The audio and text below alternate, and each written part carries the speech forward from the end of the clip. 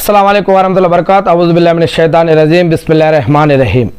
శాపగ్రస్తుడైన సైతాన్ బారి నుంచి సృష్టికర్త అయిన అల్లాహ్ యొక్క రక్షణని, అల్లాహ్ యొక్క సాన్ని రక్షణ వేడుకుంటూ ఉన్నాను. ఆమీన్. అల్లాహ్ ప్రవక్త గారి పైన శాంతి సేవకులు కురిపించడం వల్ల ఆమీన్. ఖురాన్ ముఖ్యమా, హదీసు ముఖ్యమా ఇస్లాంలో అనే యొక్క అంశాన్ని మనం ఈరోజు తెలుసుకోబోతూ ఉన్నాం. ఇస్లాం ధర్మంలో ఖురాన్ కూడా ముఖ్యమే, హదీసు కూడా ముఖ్యమే. ఈ రెండు ముఖ్యమే, వీటిని విడదీయలేము మనం. ఎందుకంటే ఖురాన్ అవతరించిందే ప్రవక్త ముహమ్మద్ సల్లల్లాహు అలైహి వసల్లం గారి పైన పుస్తకం రూపంలో అవతరించలేదు, వహీ రూపంలో అవతరించింది. ఇది సమయం సందర్భం బట్టి 23 సంవత్సరాల పాటు అవతరించింది. ఆకాశంలో ఉన్నటువంటి 7వ ఆకాశంలో మరి అర్ష్ పైన ఉన్నటువంటి అల్లాహ్ సుబ్హానహు వ తఆలా అక్కడ ఉన్నటువంటి లోహే మహఫూజ్ అనే గ్రంథం నుంచి సమయం సందర్భం బట్టి ఈ యొక్క 114 సూరాలు గల 30 భాగాలు గల ఈ యొక్క ఖురాన్ గ్రంథాన్ని 23 సంవత్సరాలు ప్రవక్త గారి పైన వహీ రూపంలో అవతరింపజేయడం జరిగింది. మరి ఆ యొక్క ఖురాన్ని బోధించడం, ఆచరించడం, చెప్పటం, దాన్ని ఎలా నడవాలో, ఎలా ఆరాధించాలో, ఎలా జీవించాలో చూపించిన ఈ యొక్క సున్నతులు లేదా పద్ధతులు ఏవైతే ఉన్నాయో, ప్రవక్త గారు చెప్పిన మాటలు, చేతలు, చెప్పినవి, వీటిలన్నింటినీ కూడా మనం హదీసులు అని అంటారు. ప్రవక్త గారు చేసిన ఆచరణ సున్నతులు ఏవైతే ఉన్నాయో వీటన్నిటిని మనం హదీసులు అని అంటాం. అందుకే ఖురాను అల్లాహ్ యొక్క వాణి. ఖురాను ఇస్లాంకు అత్యున్నత మూలాధారం. ఇది అల్లాహ్ నేరుగా ప్రవక్త ముహమ్మద్ సల్లల్లాహు అలైహి వసల్లం గారి ద్వారా మానవాళికి పంపిన మార్గదర్శక గ్రంథం. ఇది మానవులందరికీ మార్గదర్శకం అని ఖురాన్లో 2వ సూరా 2-3 వాక్యాల్లో చెప్పడం జరుగుతుంది. ఇది కేవలం ఒక గ్రూపు, ఒక వర్గానికి సంబంధించింది కాదు, ఇది మానవులందరి కోసం పంపబడ్డటువంటి గ్రంథమని, ఈ యొక్క గ్రంథం ద్వారా స్వస్థత మరియు మంచి చేకూరుతాయని, సరైన మార్గం, జీవన పద్ధతులు, ఆరాధన పద్ధతులు మానవుడికి దొరుకుతాయని, నరకం నుంచి రక్షించబడటం, స్వర్గానికి వెళ్ళే మార్గాలు దొరుకుతాయని, పాపాల నుంచి, చెడుల నుంచి, మోసాల నుంచి, అక్రమాల నుంచి, అన్యాయాల నుంచి, ఆపదల నుంచి, ఇబ్బందుల నుంచి రక్షణ పొందుతూ సరైన మార్గంలో జీవించడం కోసం కావలసిన సరైన మార్గాన్ని, మార్గదర్శకత్వాన్ని ఈ యొక్క గ్రంథం నేర్పిస్తుంది, చూపిస్తుంది అని ఖురాన్లో తెలియజేయడం జరుగుతూ ఉంది. మరి ఇది ఇస్లాం యొక్క రాజ్యాంగం వంటిది. దీంట్లో చట్టం, న్యాయం, ధర్మం, జీవన పద్ధతులు, ఆరాధన పద్ధతులు, జరిగినవి, జరుగుతున్నవి, జరిగేవి, జరగాల్సినవి, భూత భవిష్యత్ వర్తమాన కాలాలకు సంబంధించిన అనేక విషయాలు, అద్భుతాలు, దీంట్లో అనేక ప్రవక్తల యొక్క చరిత్రలు, గాథలు, దీంట్లో ఎన్నో విషయాలు చెప్పబడ్డాయి.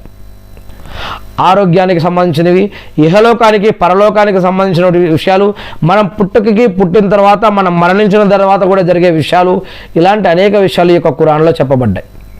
ఇందులో ప్రాథమిక ఆదేశాలు, చట్టాలు మరియు విశ్వాసాలు ఇవన్నీ కూడా ఉన్నాయి.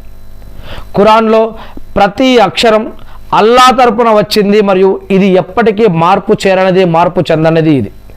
ఇక హదీసు విషయానికి వస్తే, ప్రవక్త ముహమ్మద్ సల్లల్లాహు అలైహి వసల్లం గారు, ఆయన అల్లాహ్ యొక్క ప్రవక్త, ఆయన కూడా ఒక మానవుడే, ఆయన కూడా అల్లాహ్ యొక్క దాసుడే. ఆయన్ని అల్లాహ్ ఈనాటి కాలంలో ప్రవక్తగా ఎన్నుకున్నాడు. అందుకే ముహమ్మద్ రసూలుల్లాహ్ ఆయన. మరి ఈయన కూడా అల్లాహ్ యొక్క భక్తుడు, దాసుడు. మరి ఈ యొక్క ప్రవక్త ముహమ్మద్ సల్లల్లాహు అలైహి వసల్లం గారి పైన ఈ యొక్క ఖురాన్ అవతరించింది అని మనం ఇప్పుడు చెప్పుకోవడం జరిగింది. ఈ యొక్క హదీస్ అంటే ముహమ్మద్ సల్లల్లాహు అలైహి వసల్లం గారు చెప్పిన మాటలు, చేసిన పనులు, ఆయన ఆమోదించిన విషయాలన్నమాట. ముఖ్యంగా ఖురాన్ యొక్క ఆదేశాలు ఏవైతే ఉన్నాయో వీటిని ఆచరణలో ఎలా పెట్టాలో హదీస్ వివరిస్తుంది. ఉదాహరణకు ఖురాను నమాజు చేయండి అని ఖురాన్లో ఉంది, కానీ ఆ నమాజు ఎలా చదవాలో మనకి హదీసు ద్వారానే అర్థమవుతుంది. ఇక ప్రవక్త ముహమ్మద్ సల్లల్లాహు అలైహి వసల్లం గారు జీవితం ఖురాన్కు ప్రత్యక్ష వ్యాఖ్యానం అని మరి అనేక మంది, మరి ఆయన యొక్క భార్యలు, ముహమ్మద్ సల్లల్లాహు అలైహి వసల్లం గారి యొక్క సత్యమణులు మరియు సహబాలు తెలియజేస్తూ ఉన్నారు. ఖురాన్ని ఎవరైనా అర్థం చేసుకోవాలన్నా, ఖురాన్ని ఎవరైనా తెలుసుకోవాలంటే ముహమ్మద్ సల్లల్లాహు అలైహి వసల్లం గారి జీవితం చూస్తే కూడా తెలిసిపోతుందని చెప్పడం జరుగుతుంది. ఆయన ఆ విధంగా దాన్ని ప్రాక్టీస్ చేసి చూపించారు. ఇక ఖురాన్ మరియు హదీసుల మధ్య తేడా కనుక చూసినట్లయితే, ఖురాన్ మనకి మూలాధారం, రెండవ మూలాధారం హదీసులు. ఈ రెండు కూడా మనకి మూలమే. ఇక ఖురాను నేరుగా అల్లా మాటలు, హదీసు ప్రవక్త ముహమ్మద్ సల్లల్లాహు అలైహి వసల్లం గారు దాన్ని ఆచరించి చూపించిన పద్ధతులు అన్నమాట. ప్రాథమిక ఆదేశాలు ఖురాన్లో ఇవ్వబడ్డాయి. ఆ ఆదేశాలను వివరించడం, అమలు చేయటం, అర్థమయ్యేటట్టు చెప్పడం హదీసుల్లో ఉంది. ఇక ఒక ముస్లింకి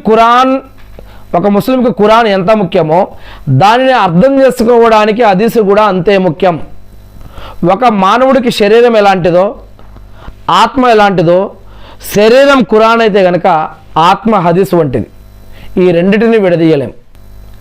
విడదీసామా మరి అది మనకి గందరగోళంగా కన్ఫ్యూజ్ అయిపోతుంది. అందుకే ఖురాన్ని అర్థం చేసుకోవాలంటే 4 రకాల పద్ధతులు ఉన్నాయి ఖురాన్ని అర్థం చేసుకోవడంలో. దాంట్లో ఒక విషయం, కొన్ని వాక్యాలు మనం చదువుతూ ఉంటే ఇక్కడ అర్థమైపోతుంది. కొన్ని విషయాలు ఇక్కడ అర్థం కాని ఖురాన్ వాక్యం ఇంకొక దగ్గర అర్థమైపోతుంది. కొన్ని విషయాలు అప్పటికి మాత్రమే అర్థం చేసుకోవాలి, అది వేరే దగ్గర అటాచ్ చేయకూడదు అనమాట. ఇంకా కొన్ని విషయాలు వాటిని ప్రవక్త ముహమ్మద్ సల్లల్లాహు అలైహి వసల్లం గారు అర్థం చేపించారు, దాని గురించి తఫ్సీర్ ఇచ్చారు. ఇకపోతే ఒక ముస్లింకి ఖురాన్ ఎంత ముఖ్యమో దాన్ని అర్థం చేసుకోవడానికి హదీస్ కూడా అంతే ముఖ్యం. ఖురాన్ అనేది పునాది అయితే హదీస్ ఆ పునాదిపై నిర్మించబడ్డటువంటి ఒక నిర్మాణం వంటిది. హదీస్ లేకుండా ఖురాన్ను పూర్తి స్థాయిలో ఆచరించడం సాధ్యం కాదు. కొంతవరకు ఆచరించవచ్చు, కానీ పూర్తి స్థాయిలో మనం ఆచరించాలి అంటే హదీసులు కూడా మనకి కావాలి. ఎందుకంటే ఇప్పుడు చెప్పడం జరిగింది, వధూ ఎలా చేయాలి, నమాజ్ ఎలా చదవాలి, అకీకా గురించి కానీ, ఇంకా అనేక రకాల విషయాలు, హజ్జు గురించి కానీ, జకాత్ గురించి కానీ, ఇంకా అనేక రకాల సంఘటనలు ఉన్నాయి. జనాజా నమాజ్ గురించి కానీ, పెళ్లి గురించి కానీ, ఉపవాసాలకు సంబంధించినటువంటి కొన్ని మసాయిలు కానీ, జీవితానికి సంబంధించినవి, ఆస్తి పంపకాలకు సంబంధించినవి, పెళ్లికి సంబంధించినవి, హరామలాలకు సంబంధించినవి అనేక విషయాలు ఖురాన్లో కొన్ని చెప్తే కొన్ని హదీసుల ద్వారా చెప్పబడ్డాయి. ఖురాన్లో చెప్పిన యొక్క విషయాలని హదీసుల ద్వారా చూపించడం జరిగింది. మరి ఖురాన్ మరియు హదీసుల మధ్య ఉన్న సంబంధాన్ని, వాటి ప్రాముఖ్యతను మరి మనం లోతుగా తెలుసుకోవాలి ప్రతి విశ్వాసి కూడా.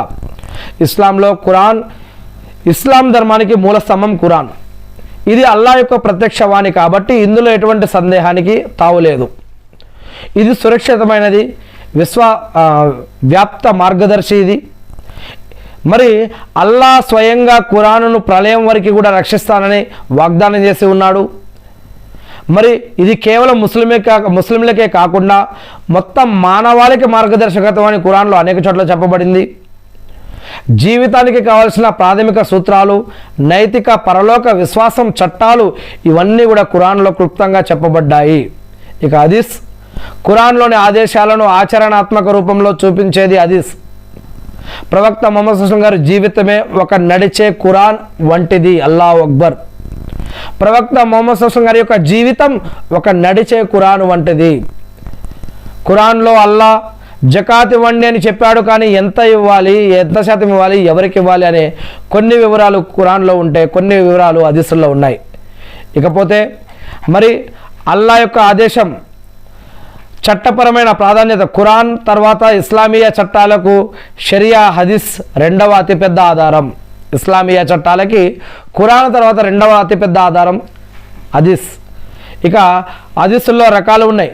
సహీ హదీస్, హసన్ హదీస్, జయీఫ్ హదీస్. అంటే బలమైనవి, మంచివి, బలహీనమైనవి. ఇలా 3 రకాల వర్గీకరణ వంటి హదీసులు ఉన్నాయి. వీటిని ఇమాములు, ఉదాహరణకి ఇమాం బుఖారీ ఎంతో పరిశోధించి క్రోడీకరించారు. వీటి గురించి మనం ఇంతకుముందు అంశంలో మనం తెలుసుకోవడం జరిగింది. ఈరోజు ఈ యొక్క అంశానికి ముందు కంటే అంశంలో మనం ఆ యొక్క విషయం క్లియర్గా తెలుసుకోవడం జరిగింది. అసలు హదీస్ అంటే ఏమిటి, దాంట్లో ఎన్ని రకాలు ఉన్నాయి, దాన్ని ఎలా సేకరించారు, వాటి యొక్క షరతులు ఏమిటి, ఇవన్నీ కూడా మనం ఈ యొక్క అంశానికంటే ముందు తెలుసుకోవడం జరిగింది.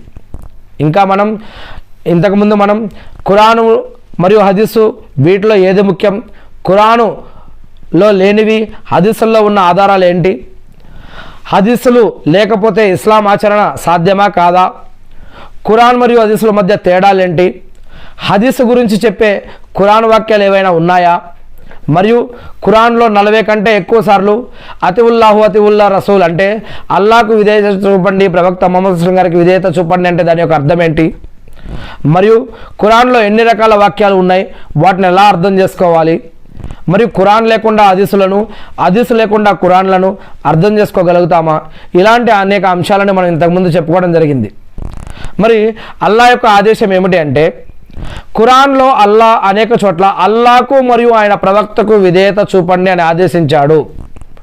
అంటే ఖురానును పాటించడమే అల్లాకు విధేయత చూపడం, హదీసులను పాటించడం ప్రవక్త ముహమ్మద్ సల్లల్లాహు అలైహి వసల్లం గారికి విధేయత చూపడం. ఇక్కడ కన్ఫ్యూజ్ కావద్దు. అల్లాను మాత్రమే ఆరాధించాలి, ప్రవక్త ముహమ్మద్ సల్లల్లాహు అలైహి వసల్లం గారి యొక్క పద్ధతుల్లో అల్లాని ఆరాధించాలి. ప్రవక్త ముహమ్మద్ సల్లల్లాహు అలైహి వసల్లం గారిని ఆరాధించట్లేదు, ఆయన ద్వారా చూపించబడ్డ పద్ధతుల ప్రకారం మనం అల్లాని ఆరాధించాలి అని దీని యొక్క అర్థం అన్నమాట. ఇక ఖురాన్ ఒక థియరీ అయితే, ప్రవక్త ముహమ్మద్ సల్లల్లాహు అలైహి వసల్లం గారి యొక్క సున్నత్ మరియు హదీసు అనేది ఒక ప్రాక్టికల్స్. ఖురాన్ ఒక టెక్స్ట్ బుక్ అయితే, ఈ యొక్క హదీసు అనేది ఒక టీచర్. సింపుల్గా ఈ యొక్క టెక్స్ట్ బుక్ని అర్థం చేపించడానికి కోసం ఒక టీచర్ ఎలా అవసరమో, ఈ ఖురాన్ని మరి అర్థం చేపించడం కోసం ఈ యొక్క ప్రవక్త ముహమ్మద్ సల్లల్లాహు అలైహి వసల్లం గారు అనే టీచర్ లేదా హదీస్ లేదా సున్నతులు అనేవి మన కోసం ఉపయోగపడతాయి.